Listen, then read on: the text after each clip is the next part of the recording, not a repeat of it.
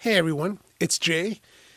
This time we thought we'd bring you a little bit of a different video where we're going to be looking at real-time roasting. So we're taking the first roast of the day and just made a video out of it so you could see kind of how we make our roasts and what we do out of it. So we're using a petroncini crumb, measuring out the coffees. So we're using two different coffees. We're using a coffee from Honduras and Uganda. We're using 4.5 pounds.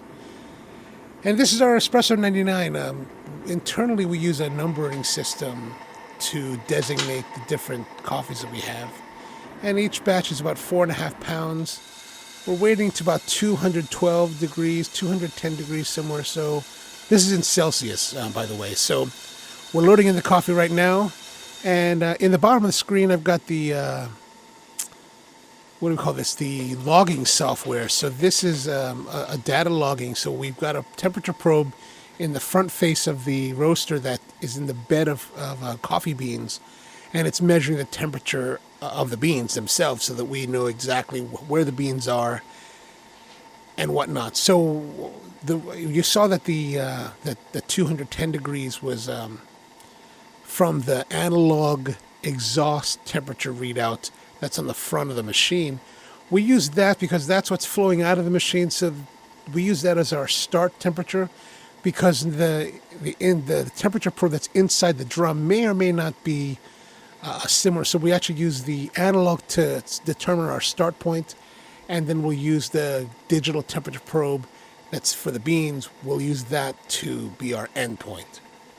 And as you can see on the graph started with a steep drop, and now it's starting to level out, and it'll come back. There we go. 97.9 Celsius is what we call the turning point. This is where the temperature of the bean probe has reached the lowest point and is now starting to come up. It's not really a temperature change in any of the beans necessarily. It's just an environmental change. So where the coffee chamber had 178.8 degrees when we dropped the coffee in, that cooler coffee that's probably about 80 degrees or so, or 75 degrees, which is the ambient temperature, average temperature of the room, that pulls the temperature of the environment down, and then we have this equilibrium point at 97.9, and now the coffee is starting to absorb the heat. This is what we call the endomorphic phase of the roasting process, where the heat that's emanating from the drum and contact with the drum is being brought inside the coffee beans. So it's heating them up essentially. We will reach a point of what's called exothermic reaction, where the coffee will expand and pop and then start to emit the heat. Now we're going to get a little bit of a close-up here. As you can see, we're just taking it straight. This is what we call the sight glass. The sight glass allows us to see the beans inside the drum as they rotate. Here the beans are still pretty green. We're looking for the yellowing point. The yellowing point we expect to come right around the 4 to 5 minute mark. And we'll use certain waypoints like yellowing, first crack at certain points of time in the roast to give us a gauge and a roadmap of how we're doing in the roast. Is the roast performing in the way that we want? As you can see right now in the bottom of the screen, bottom left of the screen, there is the temperature. It's now 131.246, and then that is Celsius, of course. And then the per minute that says 14, that's actually what we call the ROR, or the rate of rise. The rate of rise is how much we're looking to see temperature rise per minute. So at this rate, we're 13, 14 degrees per minute in rise. That's a little bit on the fast side. I think we might want to adjust that in a moment or so. We want it to be right around 11 or so. As you can see, we're at just over 5 column inches of gas pressure. So I'm resetting that, and I'm going to bring that down to just under 5, maybe about 4.8 or so. So this magnehelic, as I said, measures the gas that's going into the roaster, and that represents the flame that's hitting the drum. So now we lowered that down, and as you can see, the per minute has dropped to about 11, which is good. 10. That's where we want to be. We're 143 degrees, and we're time since load about 4:10, 4:12. And look, we're getting the yellowing that we want to see in the 4-minute mark.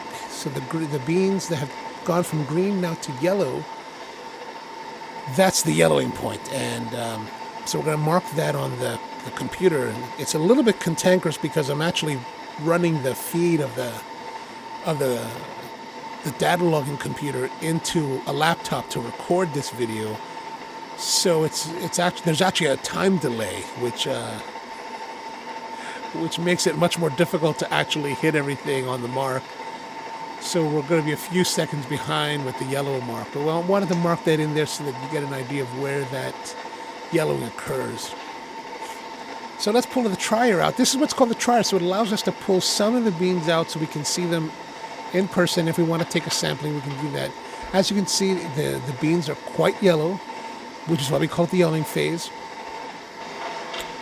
So we're kind of on track. We're now at just over 5 minutes.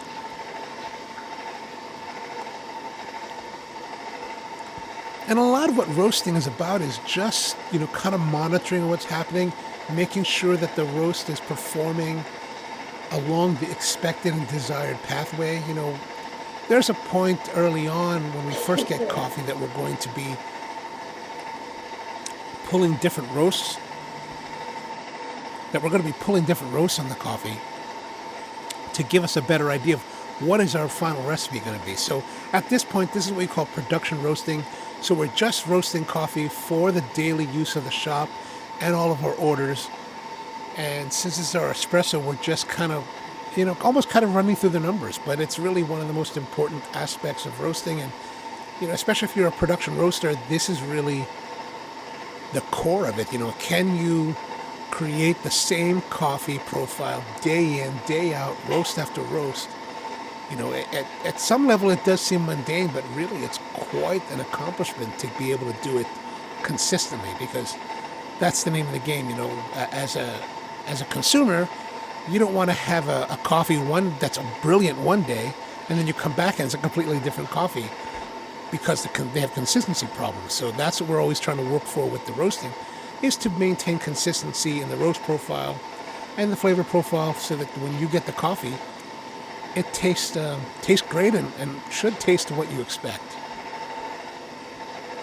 So it's pretty hot on the roaster this time of year. We're probably pushing, 90 plus degrees. Plus in Baltimore, there's a lot of humidity, so we've got a box fan to try to mitigate that a little bit. I mean, we do have all the roll-up doors open, so to let as much air flow through, but still, it's pretty hot, and it can be quite a day when you have to spend it all in the heat. You're standing by a roaster that's really hot, and the heat, the weather is also going. But also, as you're working with the roasting, you've got to get other stuff prepared, like stepped away for a moment to get the water that we're going to use for quenching later in the process. Got to get that pressurized and ready. Earlier, we had to refill the next batch of green coffee for the next batch, because what we want to do is we want to turn around each batch time and time again. All right, let's get closer. Now we're at 7 minutes 50 seconds. We've got a lot more Maillard development. So this is the Maillard reaction. So this is where the sugars in the coffee are turning brown, and that's actually where it's getting the color of the coffee. So now you can see we're getting nice brown color. Still pretty hazelnut. It's looking really nice though. We're coming along. We're looking for first crack. And so to remind you, first crack is where the coffee has absorbed all of the heat that it's going to absorb as an endothermic process, and then suddenly it becomes exothermic.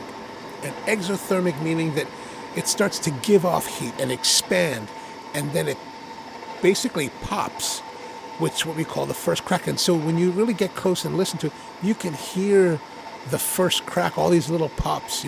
They really do sound like Snap, Crackle, and Pop cereal, where you're just hearing it happening.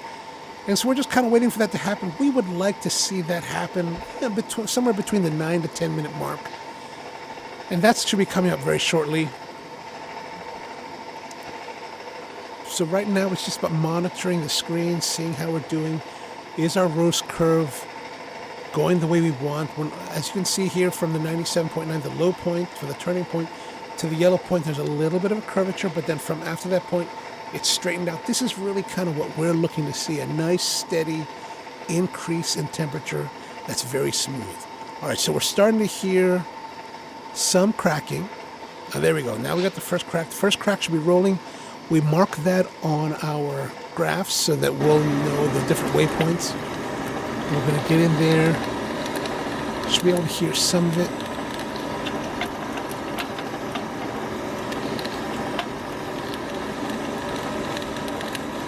As you can see, the coffee's still on the lighter side. Not really getting that deep color yet. We're going to keep roasting it. See the cracks there? That's kind of where it's starting to split because of the exothermic. All right, so looking good. So now we're just going to keep on rolling with it. So from this point, we're waiting for the first crack to finish. So once that snap, crackle, and pop has died down, then we're really looking to start our timing. And for espresso, we kind of like use a rough parameter of maybe like we'll add on 40 more seconds of roast. We want our roast to get a nice development of color, nice Maillard reaction happening, a lot of those sugars converting, and then we also want to bring it right to the beginning of second crack. So there's a second point where the beans will expand and crack again, and we call that second crack. And so we want to bring the coffee right to that point and then drop it out of the roaster and stop the roasting process. And that's where we believe it really gives the best flavor for the coffee and the ideal flavor that we're looking for to make our espresso. All right, so we're getting pretty close. I'm actually using a timer there to see, kind of give us an idea of where we're going.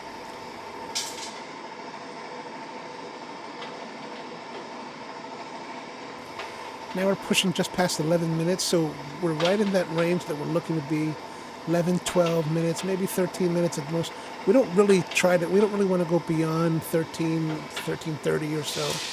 There we go, coming out now, 11:23, 206 degrees. Oh, looks like we came a little bit early on this one, which is all right. All right, so a lot of smoke blowing around. Got to turn down that fan because it's just making it smoking here.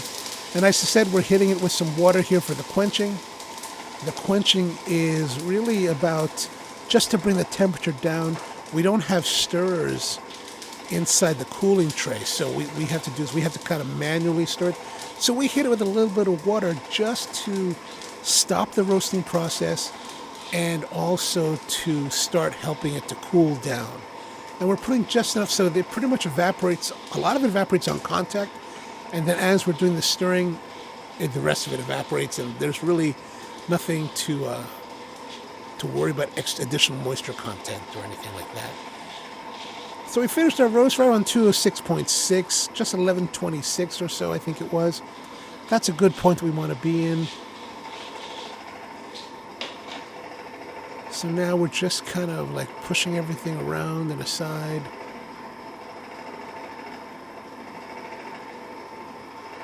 And then what we're doing now on the computer is that we're going to save this roast profile. So for every roast that we do, we save the actual graph, so that in case we need to reference it at a later point, let's say for either quality control, whether if there's a problem with the coffee, or if we just want to have a reference for us to go back to, we can see exactly how that roast turned out on any particular day. So you see the date, we put roast batch number 1, espresso 99, and that's really just the simplest way for us to track it.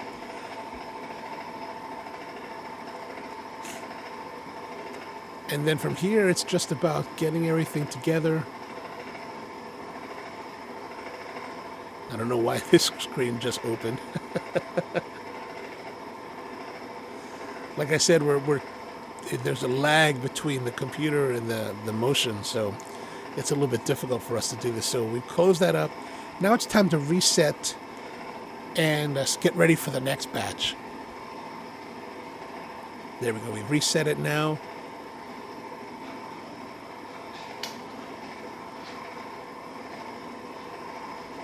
Flame's going to come back on. And basically we're just going to get in the next batch of coffee. Alright, so that's pretty much it for the day, and hope this video helps to give you a little bit more insight into what we do here at Spro and roasting our coffee, and kind of our basic approach to roasting. If you have any questions, please leave them in the comments. Suggestions for other shows, leave those in the comments as well. Of course, like, subscribe, and don't forget to visit our website, SproCoffee.com. We've got a lot of great coffees there for you, even our espresso. And if you want to join our subscription plan, we give you 10% off, and then you could order coffee weekly, bi-weekly, tri-weekly, or monthly. It's up to you and however you want to do it. But either way, thanks so much for watching. We really appreciate it. Look forward to seeing you next time. Have a great one.